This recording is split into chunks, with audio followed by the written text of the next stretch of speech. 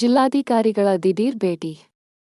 ಜಂಟಿ ನಿರ್ದೇಶಕರಿಗೆ ತರಾಟೆ. ಬಂಗಾರಪೇಟೆ ಸರ್ಕಾರಿ ಸ್ವಾಮ್ಯದ ನಿರಾಶ್ರಿತರ ಪರಿಹಾರ ಕೇಂದ್ರಕ್ಕೆ ರಸ್ತೆ ಸಂಪರ್ಕವಿಲ್ಲ. ಇದುವರೆಗೂ ನಮ್ಮ ಗಮನಕ್ಕೆ ತರಲಿಲ್ಲ ಹಾಗೂ ಪರ್ಯಾಯ ವ್ಯವಸ್ಥೆ ಕಲ್ಪಿಸಲು ಜಂಟಿ ನಿರ್ದೇಶಕರನ್ನು ಒಳಗೊಂಡಂತೆ ಇತರ ಅಧಿಕಾರಿಗಳು ವಿಫಲರಾಗಿದ್ದಾರೆ. ಇಷ್ಟು ಬೇಜವಾಬ್ದಾರಿ ಜನರನ್ನು ನಾನು ನೋಡಿಲ್ಲ ಎಂದು ಕೋಲಾರ ಜಿಲ್ಲಾಧಿಕಾರಿ ಎಂ.ಆರ್. ರವಿ ಬೇಸರ ಹೊರಹಾಕಿದರು.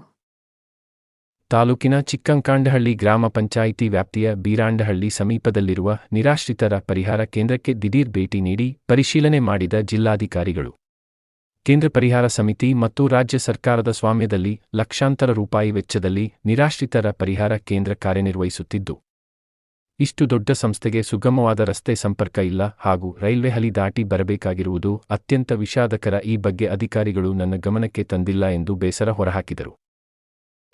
ಡೀಸೆಲ್ ಗಮನ ತಂದಿದ್ರಾ ನೀವು?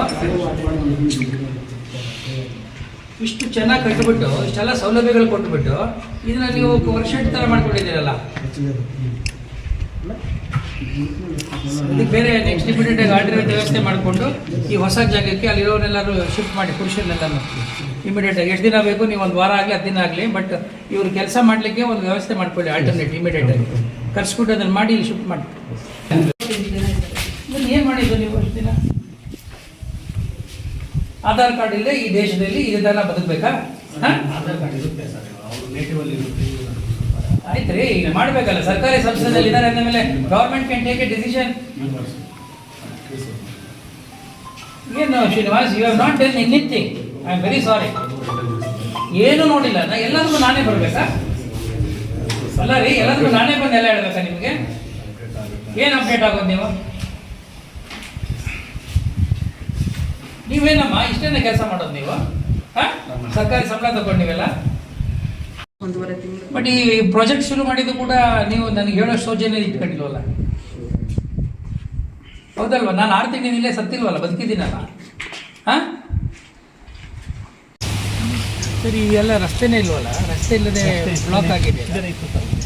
ಈ ಕಡೆ ಒಂದು ಇದರಲ್ಲಿ ಅಂಡರ್ ಪಾಸ್ ಇದೆ, ಈ ಕಡೆ ಈ ಅಂಡರ್ ಪಾಸಲ್ಲಿ ನಿಯರ್ ಇದು ನಮಗೆ ನಿಯರ್ ಆಗಿದೆ.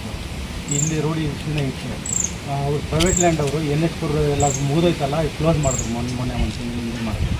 ಮತ್ತು ನೀವು ಗಮನ ತಂದಿದ್ದೀರಾ? ಯಾರು ಗಮನ ತಂದಿದ್ದೀರಿ? ರಸ್ತೆ ಕ್ಲೋಸ್ ಆಗಿದೆ, ಯಾರು ಗಮನ ತಂದಿದ್ದೀರಿ? ತರಬೇಕಲ್ವಾ? ಮತ್ತು ನಿಮ್ಮ ಜವಾಬ್ದಾರಿ ಏನು? ನಾನು ಎಲ್ಲೂ ನೋಡಿಲ್ಲ ಈ ಥರ ಬೇಜವಾಬ್ದಾರಿ ಜನ. ಇಂಥ ದೊಡ್ಡ ಸರ್ಕಾರಿ ಸಂಸ್ಥೆಗೆ ರೈಲ್ವೆ ಹಳಿ ದಾಟ್ಕೊಂಬರ್ಬೇಕಾ? ಆಯಿತು, ಅದು ಕ್ಲೋಸ್ ಆಗಿದೆ ಅಲ್ಲ, ಮತ್ತು ಆಲ್ಟರ್ನೇಟ್ ಏನು? ಏನು ವ್ಯವಸ್ಥೆ ಮಾಡಿದೆ? ಪ್ರಪೋಸಲ್ ಕೊಟ್ಟಿದ್ದೀರಾ? ತಹಶೀಲ್ದಾರಿಗೆ ಕೊಟ್ಟಿದ್ದೀರಾ? ನಿಮ್ಮ DD ಕೊಟ್ಟಿದ್ದೀರಾ? ಯಾರಿಗೆ ಕೊಟ್ಟಿದ್ದೀರಿ? ನೀವು ವಿಸಿಟ್ ಮಾಡಿಲ್ವಾ? ಮೊನ್ನೆ 15 ದಿವಸ this days 10 days 15 days back ಬಂದಿದ್ದೀವಿ ಸರ್. ಆವಾಗ ಹೀಗೆ ಬರ್ತಾ ಇದ್ದೀವಿ ಸರ್. ಎಲ್ಲ ಕಡೆ ಹೀಗೆ ಜವಾಬ್ದಾರಿ ಸರ್. ಮತ್ತು ಪಂಚಾಯತಿಯವ್ರಿಗೂ ಹೇಳಿದೆ, ಮತ್ತು CEO DS ಕೂಡ ಹೇಳಿ ಒಂದು ನರೇಗಾದಲ್ಲಿ ಮಾಡಿಸ್ಕೊಂಡು ಅವರು ಒಪ್ಕೊಂಡ್ರು ಸರ್.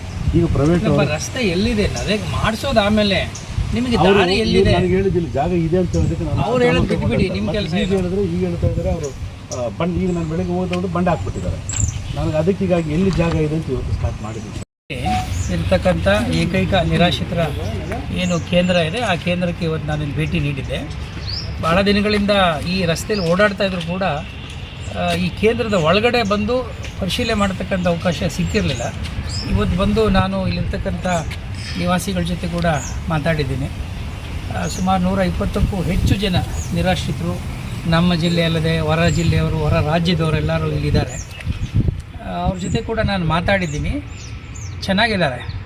ಒಳ್ಳೆಯ ವ್ಯವಸ್ಥೆಯನ್ನು ನಮ್ಮ ಕೇಂದ್ರ ಪರಿಹಾರ ಸಮಿತಿಯವರು, ರಾಜ್ಯ ಸರ್ಕಾರದವರು ಕಲ್ಪಿಸ್ಕೊಟ್ಟಿದ್ದಾರೆ. ಯಾಕೆಂದರೆ ನಾನು ಸುಮಾರು ಕಡೆ ನೋಡಿದ್ದೀನಿ, ಮಂಗಳೂರು ನೋಡಿದ್ದೀನಿ, ಮೈಸೂರು ನೋಡಿದ್ದೀನಿ. ಅಲ್ಲಿಗೆಲ್ಲ ಹೋಲಿಕೆ ಮಾಡಿ ನೋಡಿದರೆ ಇಲ್ಲಿ ಉತ್ತಮವಾದಂಥ ಒಂದು ಸೌಲಭ್ಯಗಳು, ಸೌಕರ್ಯಗಳಿದೆ. ಆದರೆ ಮತ್ತಷ್ಟು ಉತ್ತಮವಾದಂಥ ಸೇವೆಯನ್ನು ಕೊಡಲಿಕ್ಕೆ ಅವಕಾಶನೂ ಇದೆ ಅನ್ನೋದು ಕೂಡ ನಾನಿಲ್ಲಿ ಗಮನಿಸಿದ್ದೀನಿ. ಇಲ್ಲಿ ಬಂದು ನೋಡಿದಾಗ ನಿಮಗೆ, ಈಗ ನೀವೇ ಇಲ್ಲಿ ಕರ್ಕೊಂಡ್ಬಂದ್ರಿ, ಈ ಔಟ್ಡೋರ್ ಜಿಮ್ಮು ತುಂಬ ಚೆನ್ನಾಗಿದೆ. ಆಮೇಲೆ ನಮ್ಮ ಈ ಇರ್ತಕ್ಕಂಥ ಇನ್ಮೇಟ್ಸ್ಗಳನ್ನ ಬಳಸ್ಕೊಂಡು ಅವರು ಸುಮ್ಮನೆ ಕೂತು ಕಾಲ ಕಳಿಬಾರ್ದು ಅಂತ ಹೇಳಿ ಅವ್ರಿಗೆ ಒಂದು ಜೀವನೋಪಾಯಕ್ಕೆ ಅನುಕೂಲ ಆಗಲಿ ಅಂತೇಳಿ ಕಾಯಿರ್ ಬೋರ್ಡಿಂದ ಈ ಹುರಿ ಹಗ್ಗ ತಯಾರು ಮಾಡ್ತಕ್ಕಂಥದ್ದು ಕೂಡ ಆ ಕೌಶಲ್ಯವನ್ನು ಅವ್ರಿಗೆ ಕಲಿಸ್ಕೊಟ್ಟಿದ್ದಾರೆ. ಆ ಪ್ರಕಾರ ಅವರು ನಾವು ಅಲ್ಲಿಗೆ ನೋಡಿದಾಗ ಭಾಳ ಚೆನ್ನಾಗಿ ಅವರು ಎಂಗೇಜ್ ಆಗಿದ್ದಾರೆ. That is very important. ಮತ್ತು ಆ ಮೂಲಕ ಅವರು ಒಂದಷ್ಟು ಹಣ ಕೂಡ ಸಂಪಾದನೆ ಮಾಡ್ತಾ ಇದ್ದಾರೆ. ಇನ್ಕಮ್ ಜನ್ರೇಷನ್ ಆ್ಯಕ್ಟಿವಿಟಿ ಅಂತ ನಾವೇನು ಹೇಳ್ತೀವಿ ಅದು ನನಗೆ ಗಮನಿಸಿದ್ದೀನಿ, ಅವ್ರು ಹೇಳಿದ್ದೀನಿ. ಅದು ಅವ್ರು ಏನು ದುಡಿತಾ ಇದ್ದಾರೆ ಸರ್ಕಾರದ ನಾರ್ಮ್ಸ್ ಪ್ರಕಾರ ಆ ಹಣ ಅವ್ರಿಗೆ ಹೋಗಬೇಕು, ಅಕೌಂಟಿಗೆ ನೇರವಾಗಿ ಹೋಗಬೇಕು. ಇಲ್ಲಿ ಇನ್ನೊಂದೆರಡು ಸಮಸ್ಯೆ ಅವ್ರು ಹೇಳಿದ್ದೇನೆಂದರೆ ಭಾಳಷ್ಟು ಜನಕ್ಕೆ ನನಗೆ ಗಮನಿಸಿದಾಗೆ ತುಂಬ ಜನ ಈ ಮೆಂಟಲಿ ರಿಟಾರ್ಡೆಡ್ ಜನ ಇದ್ದಾರೆ. ಯಾಕೆಂದರೆ ಅವರಿಗೆ ಭಾಳ ಹೆಚ್ಚಿನ ಒಂದು ಸೌಕರ್ಯ ಮತ್ತು ಹೆಚ್ಚಿನ ವೈದ್ಯಕೀಯ ಸೌಲಭ್ಯದ ಅಗತ್ಯ ಇದೆ. ಒಬ್ಬರು ನ್ಯೂರೋ ಸರ್ಜನ್ನು ಸೈಕ್ಯಾಟ್ರಿಸ್ಟ್ ಬರ್ತಾ ಇದ್ದಾರೆ, ಅದನ್ನು ಇನ್ಯಾವ ರೀತಿ ಜಾಸ್ತಿ ಮಾಡಲಿಕ್ಕೆ ಸಾಧ್ಯನಾ ಅಂತ ಕೂಡ ನಾನು ಯೋಚನೆ ಮಾಡ್ತೀನಿ. ನಮ್ಮ ಡಿಸ್ಟ್ರಿಕ್ಟ್ ಸರ್ಜನ್ನು ಮತ್ತು DH ಅವ್ರ ಜೊತೆಯಲ್ಲಿ ಮಾತಾಡಿ. ಬಟ್ ಒಂದು ಇವ್ರು ಹೇಳ್ತಾ ಇರೋದೇನಪ್ಪ ಅಂದರೆ ಇಲ್ಲಿ ಭಾಳಷ್ಟು ಜನಕ್ಕೆ 90ಕ್ಕೂ ಹೆಚ್ಚು ಜನಕ್ಕೆ ಆಧಾರ ಇಲ್ಲ ಅನ್ನೋ ಮಾತನ್ನು ಇವತ್ತು ನನ್ನ ಗಮನಕ್ಕೆ ತಂದಿದ್ದಾರೆ. ಹಂಗೆ ಹಾಕ್ಕೊಡ್ದು ಅವರು ಹಿಂದೆ ಅವರ ಕುಟುಂಬ ಜೊತೆಲಿ ಇದ್ದಾಗ ಬಹುಶಃ ಇದ್ದಿರಬಹುದು, ಆದರೆ ಈ ಹಂತದಲ್ಲಿ ಸರ್ಕಾರದಲ್ಲಿ ನಾವು ಅದಕ್ಕೆ ಒಂದು ವ್ಯವಸ್ಥೆ ಮಾಡಿಕೊಡೋಕ್ಕೆ ಸಾಧ್ಯತೆ ಇದೆ. ಯಾರಿಗೇ ಆಗಲಿ ಈಗ ನಾವು ಪರಿಚಯ ಅವನ ಐಡೆಂಟಿಟಿ ಎಸ್ಟಾಬ್ಲಿಷ್ ಮಾಡಬೇಕಾದ್ರೆ ಆಧಾರ್ ಅನ್ನೋದು ಭಾಳ ಪ್ರಮುಖವಾದಂಥ ಒಂದು ದಾಖಲೆ. ಆ ದಾಖಲೆನೇ ಇಲ್ಲದೆ ಹೋದ ಮೇಲೆ ಆತನಿಗೆ ದೊಡ್ಡ ಸಮಸ್ಯೆ ಸೃಷ್ಟಿ ಆಗಿಬಿಡ್ತದೆ. ನಾನು ಈ ದೇಶದವನೇ ಅಲ್ವೇನೋ ಅನ್ನೋ ಪ್ರಶ್ನೆ ಬರ್ತದೆ. ಸೊ ಆ ಕಾರಣಕ್ಕಾಗಿ ಅದಕ್ಕೆ ನಾನು ಯಾವ ರೀತಿ ಅವರಿಗೆ ಆಧಾರನ ಕೊಡಲಿಕ್ಕೆ ಸಾಧ್ಯ ಇದೆ ಕಾನೂನು ಪ್ರಕಾರ ಅದನ್ನು ಕೂಡ ಪರಿಶೀಲನೆ ಮಾಡ್ತೀನಿ. ಬಟ್ ಊಟದ ವಿಚಾರದಲ್ಲಿ ಒಂದು ಸ್ವಲ್ಪ ನನಗೆ ಸ್ವಲ್ಪ ಅಸಮಾಧಾನ ಇದೆ. ಅಂದರೆ ಅಲ್ಲಿ ಅವರು ಉತ್ತಮವಾದಂಥ ಕ್ವಾಲಿಟಿ ಇರ್ತಕ್ಕಂಥ ತರಕಾರಿಗಳೆಲ್ಲ ಕೊಡ್ಬೋದು. ನಮ್ಮ ಕೋಲಾರದಲ್ಲಿ ಈ ಥರ ಟೊಮೊಟೊಣ್ಣು ಯಾರೂ ಉಪಯೋಗಿಸೋದಿಲ್ಲ ನನಗೆ ಗೊತ್ತಿರೋದು. ನಾವು ಒಳ್ಳೆ ಪ್ರಮಾಣದ ಒಳ್ಳೆ ಕ್ವಾಲಿಟಿ ಇರ್ತಕ್ಕಂಥ ಟೊಮೊಟೊನ್ನ ಬೇರೆ ದೇಶಕ್ಕೆ ಕಳಿಸ್ತೀವಿ, ಬೇರೆ ಬೇರೆ ರಾಜ್ಯಗಳಿಗೆ ಕಳಿಸ್ತೀವಿ. ಅದಕ್ಕೆ ಒಳ್ಳೆ ಕ್ವಾಲಿಟಿ ಆಗಿರ್ತಕ್ಕಂಥ ತರಕಾರಿಗಳು ಕೊಡಿ. ಮೆನು ಎಲ್ಲ ಚೆನ್ನಾಗಿದೆ, ಅವರು ಊಟ ಎಲ್ಲ ಚೆನ್ನಾಗಿ ಮಾಡ್ತಾಯಿದ್ದಾರೆ. ಇನ್ನೊಂದಷ್ಟು ಅವಕಾಶಗಳಿದೆ. ಮತ್ತು ನಾನು ಬಂದಾಗ ನನಗೆ ಭಾಳ ಬೇಸರ ಆಗಿದೆ ಏನಪ್ಪ ಅಂದರೆ ಇಲ್ಲಿಗೆ ರಸ್ತೆ ಸಂಪರ್ಕನೇ ಇಲ್ಲದ ಹಾಗೆ ಮಾಡಿಟ್ಬಿಟ್ಟಿದ್ದಾರೆ. ರೈಲ್ವೆ ಹಳಿ ದಾಟ್ಕೊಂಡು ಬರ್ತಾ ಇರೋದು ಇದು ಸರಿಯಾದ ಕ್ರಮ ಅಲ್ಲ.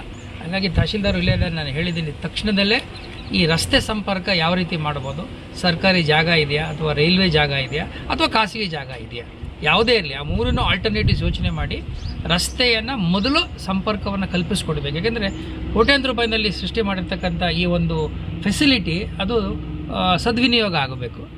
ಮತ್ತು ಈಗ ವರ್ಕ್ಶಾಪ್ ಅಂತ ಮಾಡಿಲ್ಲ, ಹಾಗಾಗಿ ಆ ಬಿಲ್ಡಿಂಗ್ ಏನಿದೆ ಹೊಸದಾಗಿ ಕಟ್ಟಿದ್ದಾರಲ್ಲ ಅದು ಪುರುಷರಿಗೆ ಡಾರ್ಮೆಟ್ರಿ ಅಂತೇಳಿ ಅದು 1 ವರ್ಷ ಆಗಿದೆ. ಅಲ್ಲಿ ಸೋಲಾರ್ ಹಾಕಿದ್ದಾರೆ, ಎಲೆಕ್ಟ್ರಿಸಿಟಿ ಇದೆ, ವಾಟರ್ ಇದೆ, ಯಾವುದೂ ಕೂಡ ಉಪಯೋಗಕ್ಕೆ ಬರ್ತಾ ಇಲ್ಲ. ಅಲ್ಲಿ ಇವರು ವರ್ಕ್ಶಾಪ್ ಮಾಡಿದ್ದಾರೆ, ಅದು ಹಾಕ್ಕೊಡ್ದು ಇಮಿಡಿಯೇಟಾಗಿ ವರ್ಕ್ಶಾಪ್ನ ಶೆಡ್ಗೆ ಶಿಫ್ಟ್ ಮಾಡಿಬಿಟ್ಟು ಆಮೇಲೆ ಅದಕ್ಕೆ ಆಲ್ಟರ್ನೇಟ್ ಮಾಡ್ಕೊಳ್ಳೋಣ.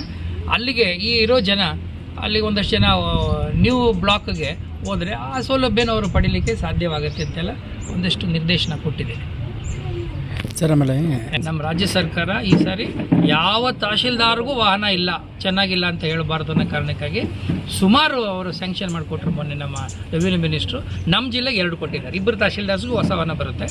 ಇಲ್ಲಿ ನೀವೇನು ಹೇಳ್ತಾ ಇದ್ದೀರಿ ಅದು ನನ್ನ ಗಮನಕ್ಕೆ ಬಂದಿದೆ. ಅದನ್ನು ಯಾವ ರೀತಿ ಇನ್ನೊಂದು 2 ಅಗತ್ಯ ಇದ್ದರೆ 2 ಹೊಸ ಒಂದು ಆ್ಯಂಬುಲೆನ್ಸ್ ಥರ TT ಬರುತ್ತಲ್ಲ ಆ ಥರ ಒಂದು ವೆಹಿಕಲ್ ತಗೊಳ್ಳೋದು ಒಳ್ಳೆಯದು ಅಂತ ಅನಿಸುತ್ತೆ. ಪ್ರಪೋಸಲ್ ಸಬ್ಮಿಟ್ ಮಾಡಿದರೆ ನಾನು ಅಪ್ರೂವಲ್ ಮಾಡಿ ಕೊಡ್ತೇನೆ. ಇನ್ನೊಂದು ತಾಲೂಕು ಲೆವೆಲ್ ನೋಡಿದ ಮೇಲೆ ನನಗೆ ಇಷ್ಟು ಚೆನ್ನಾಗಿದೆ ಅಂತ ಅನ್ಕೊಂಡಿರ್ಲಿಲ್ಲ, ಟು ಬಿ ವೆರಿ ಹಾನೆಸ್ಟ್. ಈಗ ನಿಮಗೂ ಅನಿಸಿದೆ ಪಾಪ ನಿರಾಶ್ರಿತರು ಅವ್ರಿಗೆ ಸರ್ಕಾರ ಈ ಮಟ್ಟದ ಸೌಲಭ್ಯ ಕಲ್ಪಿಸ್ಕೊಟ್ಟಿದೆ ಅಂದರೆ ಅದು ನಿಜಕ್ಕೂ ಸರ್ಕಾರಕ್ಕೆ ನಾವು ದೊಡ್ಡ ಧನ್ಯವಾದಗಳು ಹೇಳಬೇಕು. ಅದು ಇನ್ನಷ್ಟು ಹೆಚ್ಚು ಕಲ್ಪಿಸೋಕ್ಕೆ ಅವಕಾಶ ಇದೆ, ನಾವು ಮಾಡೋದು. ಈಗ ಹಿಂದೆ ನ್ಯಾಷನಲ್ ಹೈವೇ ರಸ್ತೆ ಮಾಡುವಾಗ ಸುಮಾರು 9 ರಿಂದ 10 ಎಕರೆ ಜಮೀನು ರಸ್ತೆಗೆ ಹೋಗಿದೆ. ರಸ್ತೆಗೆ ಹೋಗಿರೋದು ಪರಿಹಾರ ಕೊಟ್ಟಿದ್ದಾರಾ ಇಲ್ವಾ ಅನ್ನೋದ್ರ ಬಗ್ಗೆ ನನಗೆ ಇವರು ಸ್ಪಷ್ಟ ಮಾಹಿತಿ ಕೊಟ್ಟಿಲ್ಲ. ಅದನ್ನು ಕಡತ ಪರಿಶೀಲನೆ ಮಾಡಿಬಿಟ್ಟು ನನಗೊಂದು ವರದಿ ಕೊಡಿ. ವರದಿ ಕೊಟ್ಟರೆ ನಾವು NHAಯಿಂದ ಪರಿಹಾರಕ್ಕೆ ಕ್ಲೇಮ್ ಮಾಡ್ಬೋದು, ಸಾಕಷ್ಟು ಹಣ ಬರುತ್ತೆ ನಮಗೆ. ಅದು ಒಂದು ಹಿಂದೆ ಏನು ತೀರ್ಮಾನ ಆಗಿದೆ ಗೊತ್ತಿಲ್ಲ, ಅದಕ್ಕೆ ಪರಿಶೀಲನೆ ಮಾಡಿ ಕೊಡಿ ಅಂತ ಹೇಳಿದ್ದೀನಿ. ಆಮೇಲೆ ಅದರ ಆ ಕಡೆ ಭಾಗದಲ್ಲಿ 2 ಎಕರೆ ಜಮೀನಿದೆ, ಇನ್ನು ಉಳ್ಕೊಂಡಿದೆ ನಮ್ಮದೇ. ಅದಕ್ಕೆ ಕಾಂಪೌಂಡ್ ಹಾಕಿದರೆ ಅದನ್ನು ನಾವು ರಕ್ಷಣೆ ಮಾಡ್ಕೊಬೋದು. ಇನ್ನೊಂದಷ್ಟು ಆ್ಯಕ್ಟಿವಿಟಿಗೋ ಅಥವಾ ಎಕ್ಸ್ಟೆನ್ಷನ್ ಮಾಡಲಿಕ್ಕೂ ಅವಕಾಶ ಆಗ್ತದೆ. ಸೊ ಅಲ್ಲಿಗೆ ಕಾಂಪೌಂಡ್ ಆ್ಯಕ್ಟಿವಿಟೀಸ್ಗೆ ಪರ್ಮಿಷನ್ ಬರೆದಿದ್ದೀವಿ ಸರಿ. ಅಪ್ರೂವಲ್ ಬಂದ ತಕ್ಷಣ ಆ ಕಾಮಗಾರಿ ಕೂಡ ನಾವು ಶುರು ಮಾಡಿದ್ದೀವಿ. ಸರ್ಕಾರಿ ಅಧಿಕಾರಿಗಳು ಒಂದು ಕೆಲಸದಲ್ಲಿ ಇರೋದಿಲ್ಲ, ಮೀಟಿಂಗ್ಲಿ ಇರ್ತಾರೆ, ಇನ್ಯಾವುದ್ಯಾವುದೋ ಸಭೆಯಲ್ಲಿ ಇರ್ತಾರೆ. ಆಗ ಸಾಮಾನ್ಯವಾಗಿ ಕೆಲಸ ತೆಗಿಲಿಕ್ಕೆ ಆಗಿಲ್ಲದೆ ಇರ್ಬೋದು, ಬಟ್ ವಾಪಸ್ ಮಾಡ್ಬೋದು. ನಾನು ಎಷ್ಟೋ ಸರಿ ಈಗ ನಿಮ್ಮ ಜೊತೆ ಒಂದು ಫೋನು ತೆಗೆದಿಲ್ಲ, ಈಗ ಕಾರಲ್ಲಿ ಕೂತ ತಕ್ಷಣ ಚೆಕ್ ಮಾಡ್ತೀನಿ, ವಾಪಸ್ ಮಾಡ್ತೀನಿ. ನಾನು ವಾಪಸ್ ಮಾಡಿ ಕೇಳ್ತೀನಿ ಏನು ವಿಚಾರ ಅಂತ. ಸೊ ಆ ಥರ ಒಂದು ಸಂಪರ್ಕ ಅಧಿಕಾರಿಗಳು ಇಟ್ಕೊಂಡ್ರೆ ಕಮ್ಯುನಿಕೇಷನ್ ಅಷ್ಟೇ, ಇನ್ನೇನಿಲ್ಲ. ನೀವೊಂದೇನೋ ಮಾಹಿತಿ ಕೊಡ್ತೀರಿ, ನಾನು ನಿಮಗೇನೋ ಹೇಳ್ತೀನಿ. It is A communication which is very very important. ಅದು ಮಾಡಿಸೋಣ ಬಿಡಿ ಹೇಳ್ತೀನಿ.